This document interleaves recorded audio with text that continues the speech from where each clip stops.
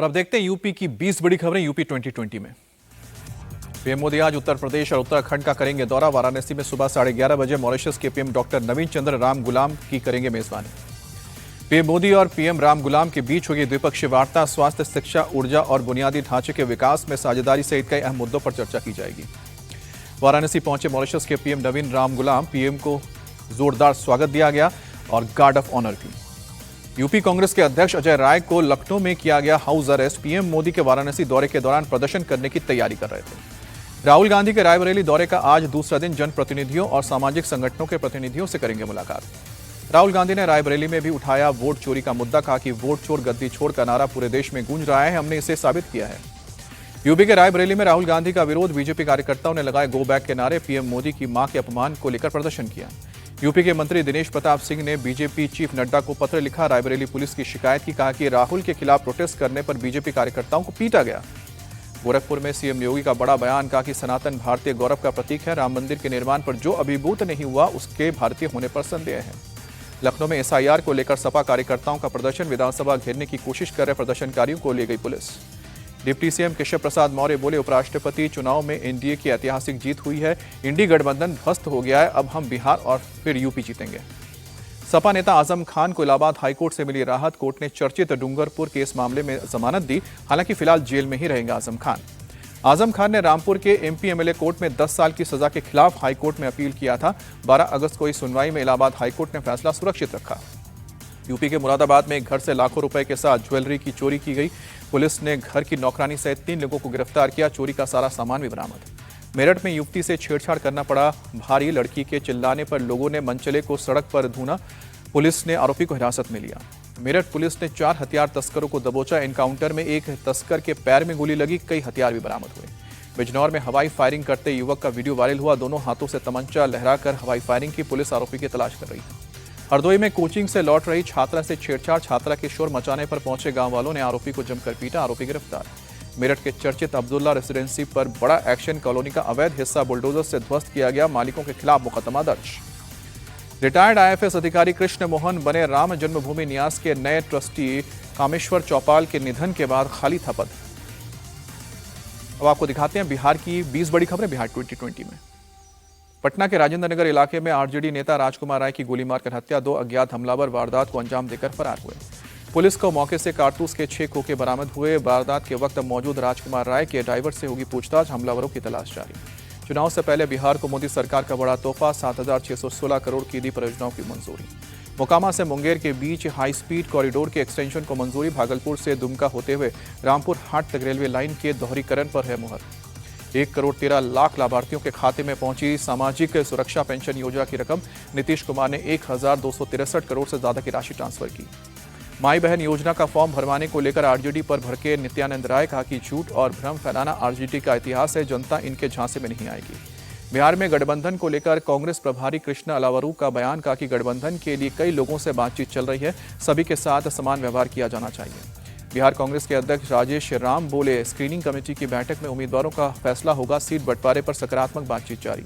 बिहार चुनाव में बीजेपी महिला मोर्चा ने संभाली कमान। प्रदेश अध्यक्ष दिलीप जायसवाल बोले, घर घर जाकर एनडीए के विकास कार्यों की देगी जानकारी। आरएलएम प्रमुख उपेंद्र कुशवाहा का बड़ा दावा। कहा कि बिहार चुनाव में एनडीए को उम्मीद से सबसे ज्यादा सीटें मिलेंगी। गठबंधन में सीटों का बंटवारा हो जाएगा। इंडी गठबंधन के सांसदों की क्रॉस वोटिंग पर तेजस्वी यादव का बयान। कहा कि हमारी पार्टी से कोई क्रॉस वोटिंग नहीं हुई है, सभी 9 सांसदों ने एक पक्ष के लिए वोट किया है। उपराष्ट्रपति चुनाव में क्रॉस वोटिंग पर बोले सांसद Pappu Yadav, BJP cross voting करवाने में माहिर है, ये जांच एजेंसियों का डर दिखाता है। क्रॉस वोटिंग पर बिहार के मंत्री अशोक चौधरी का बयान। कहा कि इंडिया गठबंधन के कुछ लोगों को पीएम के नेतृत्व पर भरोसा है। जेडीयू के सांसद संजय झा ने उपराष्ट्रपति चुनाव की जीत को निर्णायक बताया। कहा कि विपक्षी सांसदों के वोट से साफ है कि उन्हें भी हमारे उम्मीदवार पर भरोसा है। उपराष्ट्रपति चुनाव में सीपी राधाकृष्णन की जीत पर सांसद सांभवी ने जताई खुशी। कहा कि राष्ट्रवादी विचारधारा की जीत हुई है। उपराष्ट्रपति चुनाव के बाद जीतन राम मांझी की विपक्ष को सलाह, वोट चोरी की बात भूलकर आपसी समन्वय की बात करें। आरजेडी की सांसद मनोज झा ने सीपी राधाकृष्णन को दी जीत की बधाई। कहा कि उम्मीद है कि वो सर्वपल्ली राधाकृष्णन वाली परंपरा को निभाएंगे।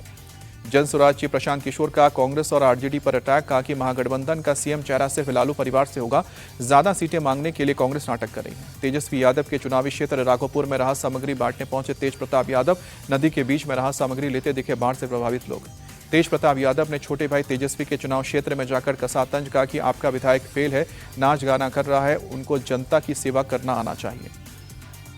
अब आपको दिखाते हैं राज्य की 20 बड़ी खबरें राज्य 2020 में। दिल्ली के मोतीलाल नेहरू कॉलेज में कॉलेज प्रशासन के खिलाफ भड़का छात्रों का गुस्सा। छात्रों ने कॉलेज कैंपस में धरना दिया, प्रशासन के खिलाफ नारेबाजी की। छात्रों का आरोप, छात्र संघ अध्यक्ष के चुनाव के लिए 14 लोगों ने नामांकन किया था। कॉलेज प्रशासन ने अटेंडेंस का हवाला देते हुए 13 नामांकन रद्द कर दिए। छात्रों ने पुलिस पर भी मारपीट का आरोप लगाया, कहा कि प्रिंसिपल के कहने पर छात्राओं के साथ भी धक्का मुक्की। गुजरात के वडोदरा में क्राइम ब्रांच ने शातिर चोर रतन सिंह मीणा को गिरफ्तार किया। कार चोरी में इस्तेमाल किए जाने वाले उपकरण भी जब्त किए। भोपाल में पुलिस ने स्पोर्ट्स बाइक से लूट करने वाले 4 लुटेरों को गिरफ्तार किया। 2 रेसिंग बाइक और 5 लाख रुपए बरामद किए। राजस्थान के बीकानेर में 2 बाइक सवार बदमाशों ने कारोबारी सुखदेव चायल के घर के बाहर फायरिंग की। पुलिस सीसीटीवी के जरिए अब इनकी शिनाख्त कर रही है। नागपुर में आरएसएस प्रमुख मोहन भागवत ने देशभक्त और देशभक्ति को बताया एक, कहा कि अलग अलग शब्द नहीं है, लेकिन वास्तविकता में दोनों एक ही है। जो वास्तविक तौर पर देशभक्त है वही तो देशभक्ति करेगा। बंगाल की सीएम ममता बनर्जी की मांग, भारत भूटान जल बंटवारा समझौते में बंगाल का प्रतिनिधित्व होना चाहिए। सीएम ममता बनर्जी ने कहा कि मैं बंगाल का विकास चाहती हूं, इसीलिए मुझे हर दिन अपमान सहना पड़ता है। मैं बंगाल के लिए कुछ भी सहने को तैयार हूं। बीजेपी नेता शुभेंदु अधिकारी का ममता बनर्जी पर पलटवार, कहा कि बंगाल में हर तरफ भ्रष्टाचार है, पुलिस गुंडे और मुख्यमंत्री के भतीजे राजस्व की लूट कर रहे हैं। राजस्थान विधानसभा में कैमरे लगाने पर भड़की कांग्रेस। अशोक गहलोत बोले, विपक्ष की बातें रिकॉर्ड करना चाहती है सरकार। राजस्थान के मंत्री सुमिता गोधरा बोले, जासूसी करना कांग्रेस का काम है, कैमरे में ऐसा क्या है जिससे विपक्ष घबराया हुआ है। छत्तीसगढ़ के कांकेर में एक नक्सली ढेर, 8 लाख रुपए का इनाम था। झारखंड के धनबाद लॉ कॉलेज में 2 गुटों में भिड़ंत, आधा दर्जन छात्र हुए घायल। छात्रों का आरोप पुराने विवाद में हुआ था। पंजाब में ड्रग तस्करों के खिलाफ ऑपरेशन जारी। अमृतसर में 12 किलो हेरोइन के साथ 4 ड्रग तस्कर गिरफ्तार। बॉर्डर पर होती थी डिलीवरी। ओडिशा के बलांगीर में यूरिया की मारामारी के बीच लोगों का गजब जुगाड़। लंबी लाइन में खुद खड़े होने की जगह आधार कार्ड को लाइन में लगाया है।